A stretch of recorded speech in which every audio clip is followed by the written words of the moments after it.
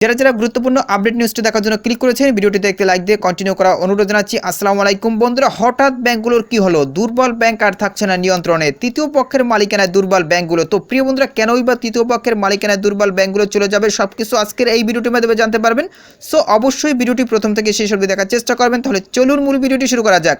প্রিয় বন্ধুরা, মূল ভিডিওটি শুরু করার আগে বরাবরের মতো ছোট্ট একটি রিকোয়েস্ট থাকবে, আপনি যদি আমাদের এই পরিবারের নতুন দর্শক হয়ে থাকেন, এরকম নতুন নতুন গুরুত্বপূর্ণ আপডেট নিউজ সবার আগে পেতে আমাদের এই চ্যানেলটি সাবস্ক্রাইব করে রাখুন। প্রিয় বন্ধুরা, দেখতেই পাচ্ছেন বাংলাদেশ প্রতিদিন পত্রিকায় এই নিউজটি প্রকাশ করা হয়েছে। এখানে বলা হচ্ছে তৃতীয় পক্ষের মালিকানায় দুর্বল ব্যাংক, নিচে একদম বিস্তারিতভাবে উল্লেখ করা হয়েছে।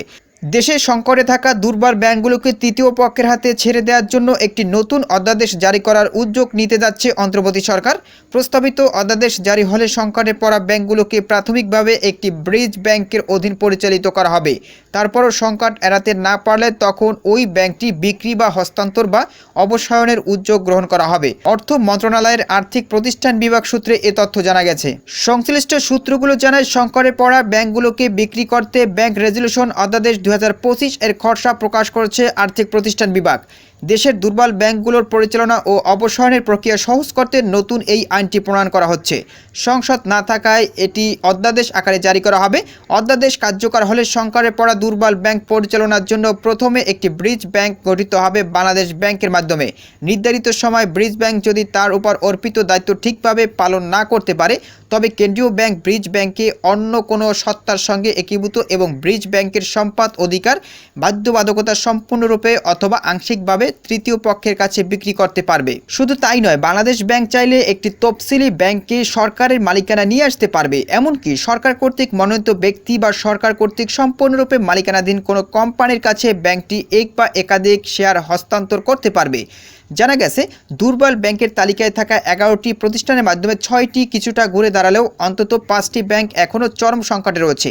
এর মধ্যে এস আলম গ্রুপের নিয়ন্ত্রণাধীন ব্যাংক 4টি, বিশেষ করে Bangladesh commerce bank, first security ইসলামী ব্যাংক, গ্লোবাল ইসলামী ব্যাংক, ইউনিয়ন ব্যাংকে চরম সংকটাপন্ন ব্যাংক হিসাবে মনে করছে নিয়ন্ত্রণ কর্তৃপক্ষ। ঋণ কার্যক্রম পরিচালনা দূরের কথা, এসব ব্যাংক গ্রাহকের আমানতও দিতে পারছে না।